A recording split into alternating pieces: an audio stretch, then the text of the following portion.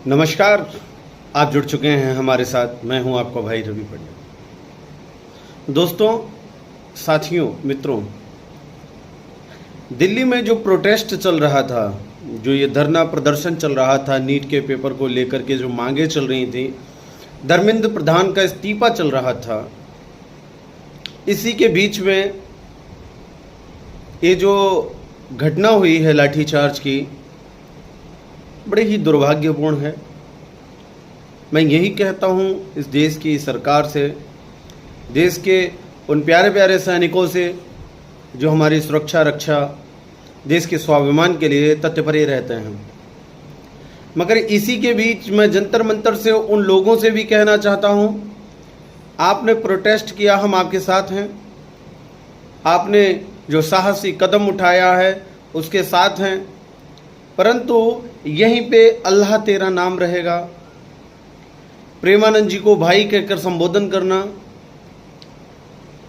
और ब्राह्मणवाद के खिलाफ, ये कुछ समझ में नहीं आया, क्योंकि पढ़ाई के किसी भी सिलेबस में ये ब्राह्मणवाद शब्द का उच्चारण कहाँ से घुस जाता है, आज तक मैं इस चीज को समझ नहीं पाया हूँ। अब हम बात कर रहे हैं धर्मेंद्र प्रधान की। आपने नीट के लिए जो लगातार संघर्ष किया है, ये भुलाया नहीं जा सकता है। आपके संघर्ष का स्वागत करते हैं।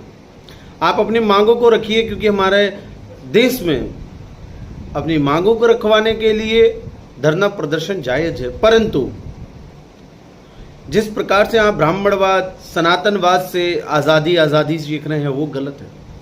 हमारे देश की सभ्यता और संस्कृति सनातन से है। हमारे देश का उद्धार करने के लिए सर्वप्रथम योगदान अगर किसी रहा है तो ब्राह्मण वर्ग का रहा है, क्षत्रिय वर्ग का रहा है, और वैसे देखा जाए तो चारों वर्ग का रहा है। मगर अग्रणी की अगर भूमिका निभाई गई है तो ब्राह्मण और क्षत्रियों के द्वारा निभाई गई है। इसीलिए आप सब इनका सम्मान कीजिए। हम ये नहीं कहते हैं आप इनका चरण वंदन कीजिए, इनके चरणों में झुक जाइए, इनके द्वारा कोई प्रताड़ना हो तो उसको झेलिए, मगर इनके लिए अपशब्द मत कहिए। अगर आपका देश भावना किसी एक व्यक्ति के साथ आप जो है पूरी भड़ास निकालिएगा, मगर हर किसी को टारगेट नहीं कीजिएगा। और जंतर मंतर पे ये जो घटना हुई है लाठीचार्ज की, ये वाकई में दुर्भाग्यपूर्ण है। हमारे देश का संविधान ये कभी नहीं कहता है कि छात्रों पर लाठी बरसाई जाए, उन पर डंडे बरसाए जाएं, उन पर इस प्रकार से प्रहार किया जाए, महिलाओं को या बच्चियों को जिस प्रकार से मारा गया, और यूँ कह सकते हैं उनके कपड़े फाड़े गए। ये बड़ा दुर्भाग्यपूर्ण है। हमारे देश का एक दुर्भाग्यपूर्ण दिन था वो, जब ऐसा हुआ।